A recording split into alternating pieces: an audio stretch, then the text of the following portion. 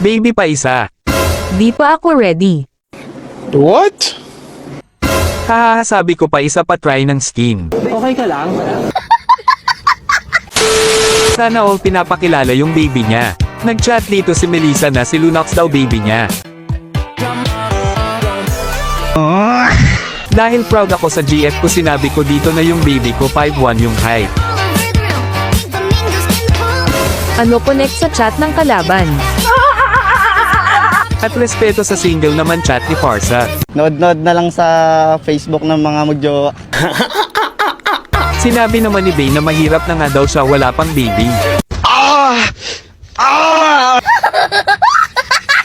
Nag-I love you ako dito sa girlfriend ko kasi nagtatampo, kaso yung na-type ko ay Abby imbis na baby. Aray ko!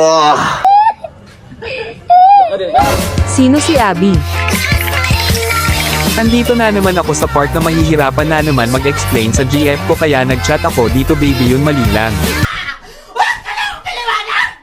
May Abby ka pala eh. Buti na lang tinulungan ako ni Melissa mag-explain, sinabi niya dito na na-typo yan baby dapat.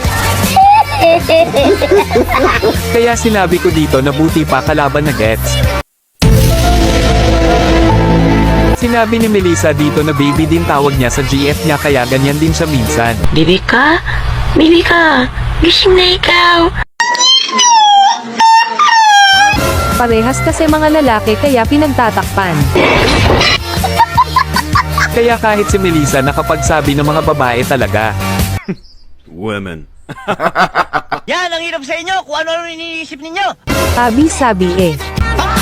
Natatawa ako kasi parang si Melissa na yung nag-e-explain sa GF ko, sinabi niya dito na typo nga ni. Natawa tuloy si Granger. Ganyan talaga pag nahuhuli ayaw umamin. What? Ang hirap talaga makipagtalo sa babae, at sinabi naman ni Melissa na tamang hinala kasi.